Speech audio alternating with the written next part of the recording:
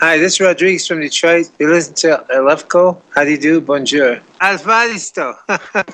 Ευχαριστώ, yeah, that's the Greek word. After the Oscar-winning documentary Searching for Sugarman, Yes. How do you fit in this wonderfully weird place where fame is sweeter than freedom, where wizards overplay their names? The wizards outplay the well, the thing is, we've been touring for a year and a half now, and the thing is, as a result of the film, and it changed everything, and we've been doing a lot of concerts globally now, and so the entire picture's changed. It's been real busy. I think that's pretty much how I can describe it. And so we've seen a lot of sights. We did the Montrose Jazz Festival, and we did so many venues in Barcelona and so forth. And so it's been a lot of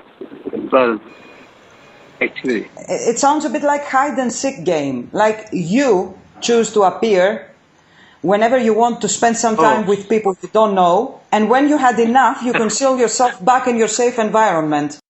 Well, that's a nice story, but it's been the resurrections have been the release of the film was one of them, and then the actual performance in '98 in South Africa, and that was pretty resurrection. So, and then I did do other things.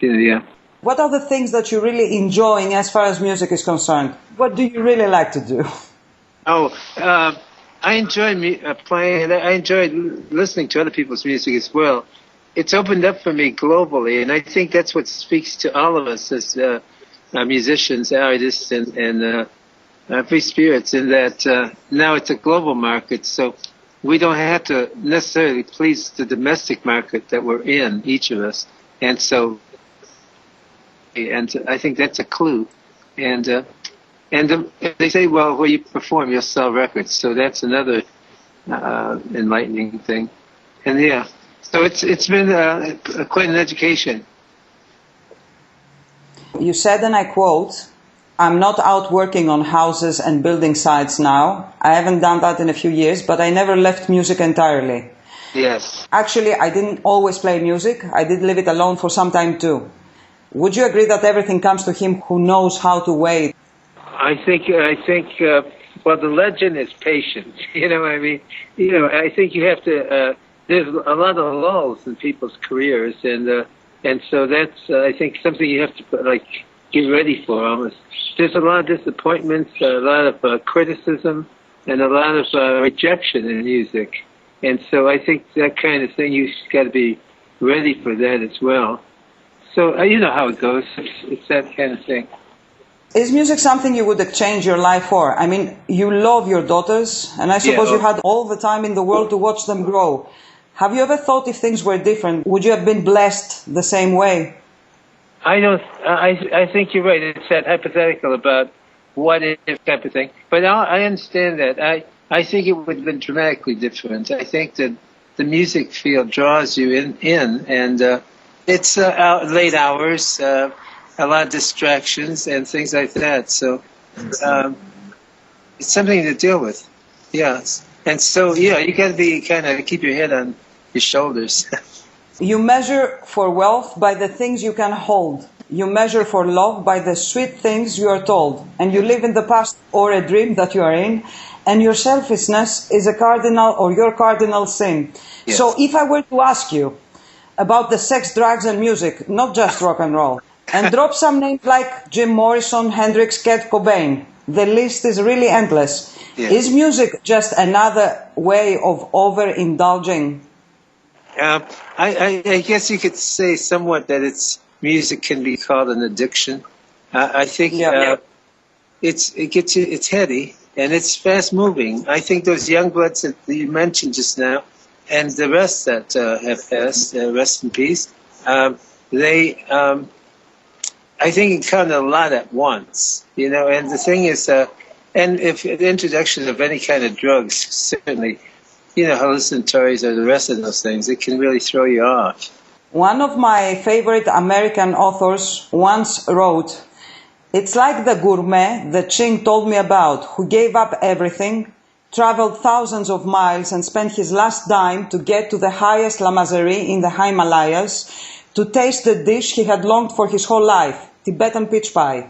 When he got there, frost-bitten, exhausted and ruined, the lama said that they were all out of peach. Okay, said the gourmet, make it an apple. So it's a bit like the game of fame. If it comes at all, it will come because it is deserved, not because it is sought after. What do you think? Wonderful story, yes. And you say it well. There's all kinds of analogies that you could use, I guess, of that quest in each individual. And it's an individual choice. And also, and that corny thing that all your dreams. I think if you do that, well, you stay on this right track. And remember what your mom and dad said and follow those rules. So how are things in Detroit at the moment? Is it still a place, as you said, where everyone you know has been ripped off, robbed or assaulted? Still, I'm sure you love your hometown. You're well researched. You love your hometown very much. There must be something very special about this place. I mean, if I were to come and pay you a silent visit, where would you take me and why? As I explained to other people, don't expect anything. You won't be disappointed. You know. No, it's a lot of different Detroits, and historically we're right there with 1701, and we have a lot of history here. And the thing is, in all the modern events like the World War II, Detroit supplies a lot of soldiers to the services, and a lot of other music as well. And so culturally, and second Paris, they said when they built it, 1701. So it's and it's coming back. You know, these are the hardcore who live in Detroit now. You know, people who are here. You know, and the thing is, what keeps me in Detroit is my family, pretty much. You know.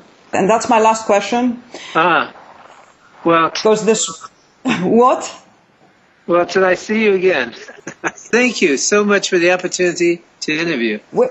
There's a last question. The sweetest kiss I ever got is the one I've never tasted. Now that's a quotable, yeah, really. I think that without that ingredient, love, it would be a pretty empty world with all the havoc in the world today. And, it's what's happening in Syria, those kinds of things, events. And Nairobi, Kenya, you know, this kind of thing. It's as current as that. It's a quick-moving world, and the other thing is you only have so much time to figure it out. So there's an urgency here, you know, in that sense of, you can't get around the Greeks, you know, Socrates. You can't get around the Greeks, the classics. I like to tell other musicians because I meet a lot of different kinds of people, and I say I got formal education. You can't get around the Greeks, the classics, the foundation of the sciences. Don't worry, I'll find some fantastic quotes and send them to you. So, and thank you. Thank you. It's not enough since you can't possibly know how I felt the first time your music and words lined up in my head. You have our love and hope to see you someday here. Thank you.